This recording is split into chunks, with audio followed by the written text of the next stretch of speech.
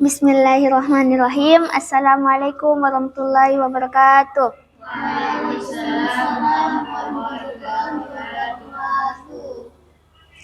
Innal hamdalillah nahmaduhu wa nasta'inuhu wa nastaghfiruh wa na'udzu billahi min syururi anfusina wa min sayyiati a'malina may yahdihillahu fala mudhillalah wa may yudlil fala hadiyalah.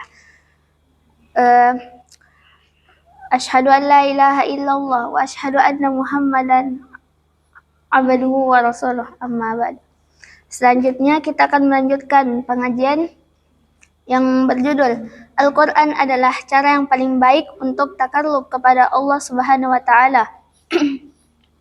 Hadis ke-23 An Abi Dzarrin radhiyallahu anhu qala Rasulullah sallallahu alaihi wasallam innakum la tarji'una ila Allah bi syai'in afdala mimma kharaja minhu yaknil Qur'an.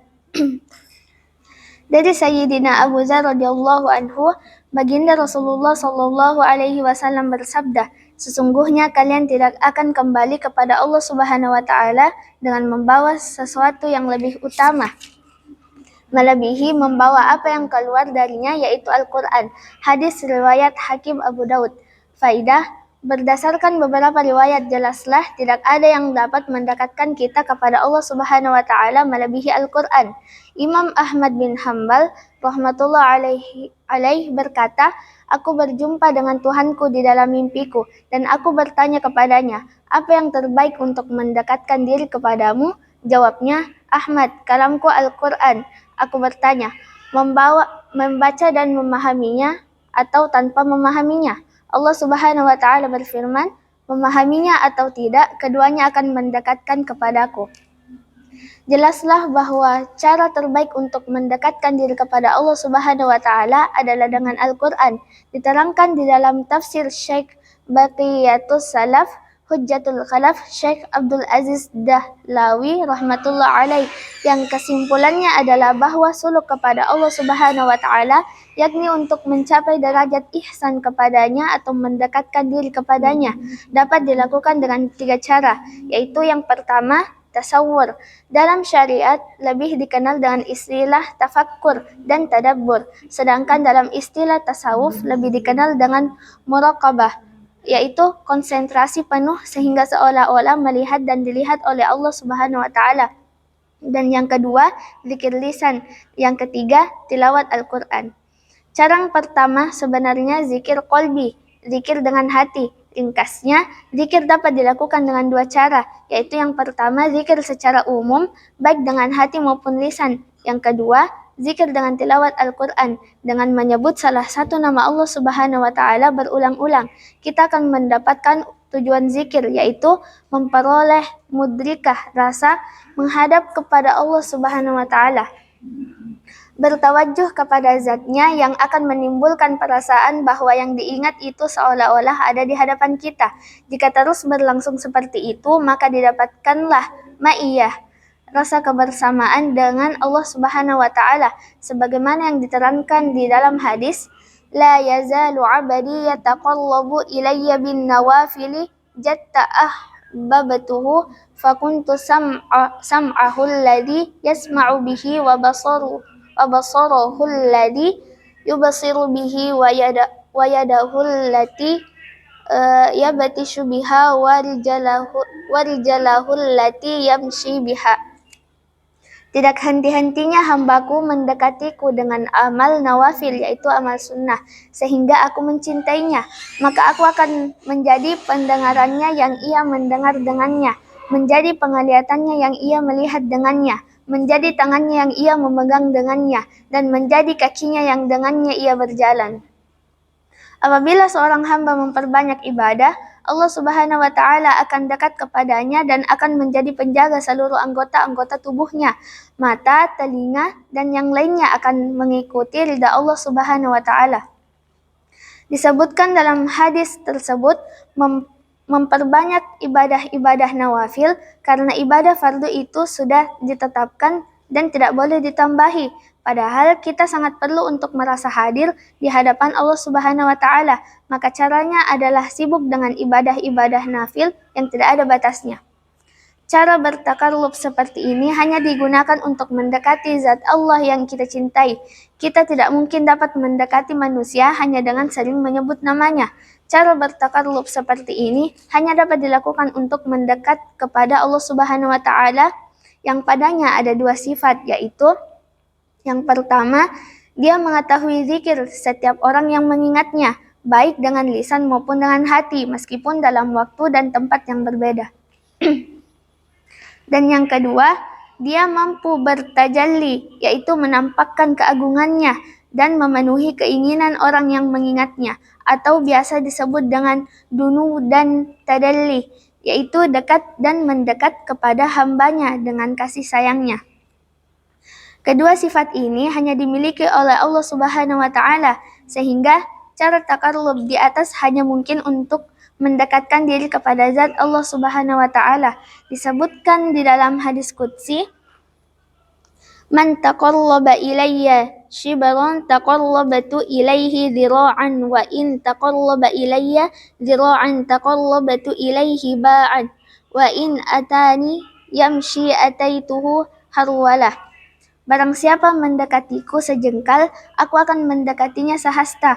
Barang siapa yang mendekatiku dengan berjalan, maka aku akan mendekatinya dengan berdiri. Perumpamaan semacam ini untuk mempermudah pemahaman. Sebab sesungguhnya Allah Subhanahu wa Ta'ala Maha Suci dari berjalan dan berlari.